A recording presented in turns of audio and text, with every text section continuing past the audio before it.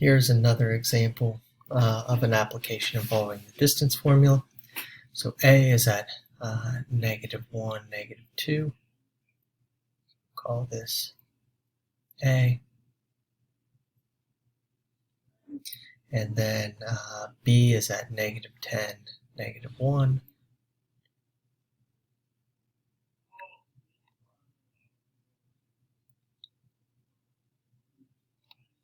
That's B.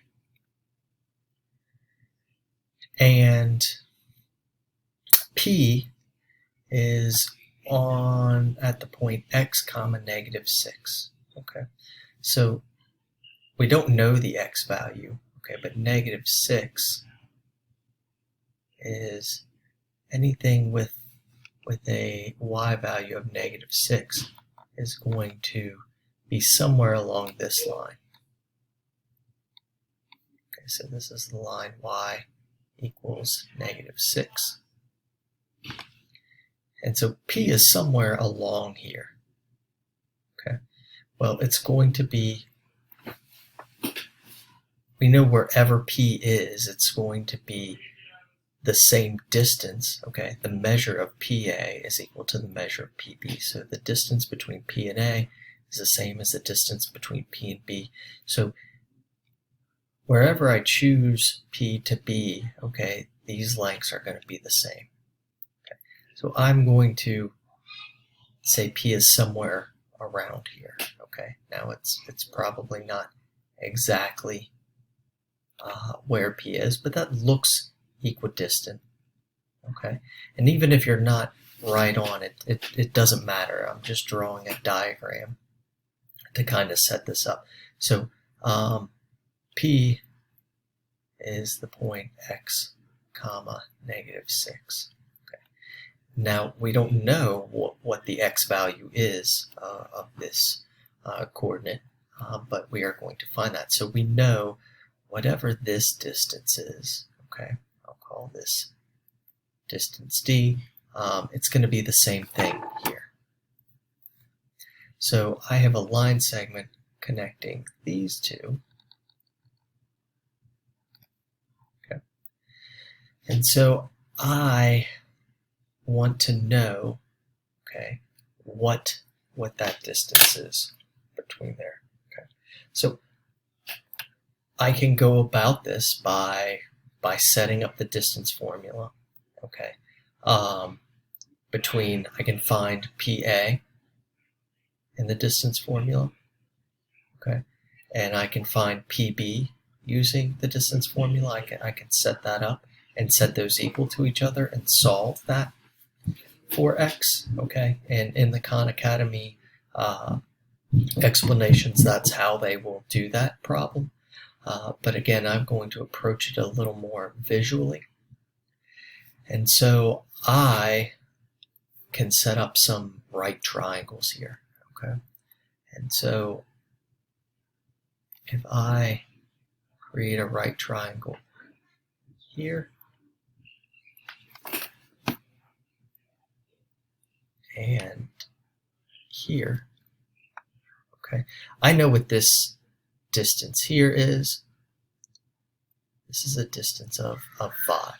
Okay, now I don't know what this length is here. Okay, and so I can call that A. I'm going to avoid calling it x because I've got this variable x here. Okay, so I'll call that A. And so I also know that for this point, I can create a right triangle that looks like this. Put that sign in there so we know that that's a right triangle. And again, here's my hypotenuse, that's D. I know what this piece is, okay, the distance from the line y equals 6 to this point here, that's 4.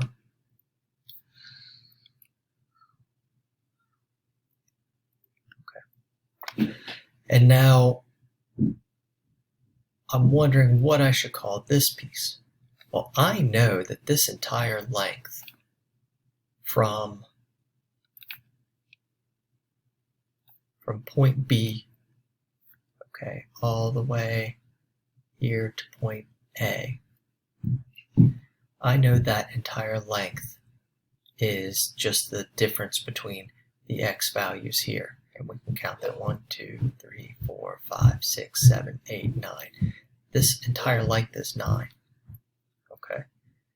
Well, if this piece, okay, from B to P is A, okay, I don't know what this x value is, but I'll call this point P. I know this is P, and if this whole thing is 9, then this piece right here from P to A is going to be 9 minus A. Okay, so whatever A is. And if you think back, this is our segment addition postulate. Okay, A plus 9 minus A is equal to 9.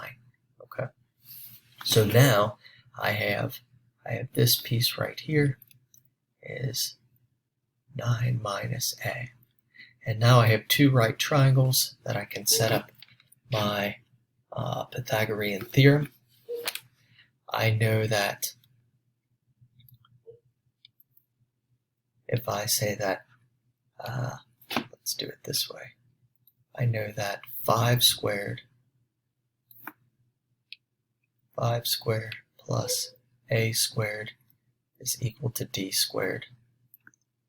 And I also know that 4 squared plus 9 minus A squared is equal to D squared. If these are both equal to D squared, I know they're equal to each other. So 5 squared plus A squared is equal to 4 squared plus 9 minus A squared. So now we can simplify. We've got 25 plus A squared is equal to 16. Okay. You have to multiply this out. So this is 9A times 9 minus A times 9 minus A. Okay. I won't take the time to do those steps right now, but you should get 81 minus 18A plus A squared. Okay, and if you're not sure how to do that, remember this is 9 minus A times 9 minus A, and you would, some people call it FOIL. It's really the distributive property. Multiply those, multiply those, and those. Okay. So now let's clean this up a little bit. And so over here, I can combine my like terms. So I have 16 plus 81. This is 97 minus 18A plus A squared. And over here I have 25 plus A squared. And so now I can subtract A squared from both sides. Those are going to go away. I can also subtract 97 from both sides.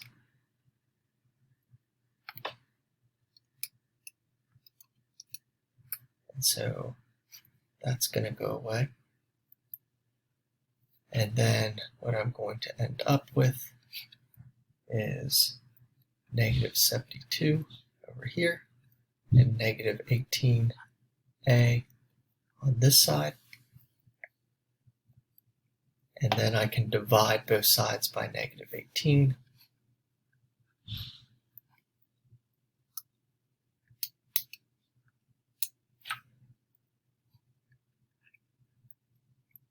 And I will get A is equal to 4.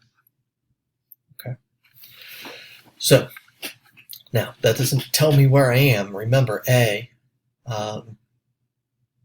is in reference to this side right here. Okay, so I know that the x value of point P is, we said A was 4, is 4 units this way from the x value of B. Okay, so my x value of B is -10, and if I move 4 units this way, 1, 2, 3, 4, okay, I should be at -6. Okay, so my final point, the value of x, which is this right here, is -6.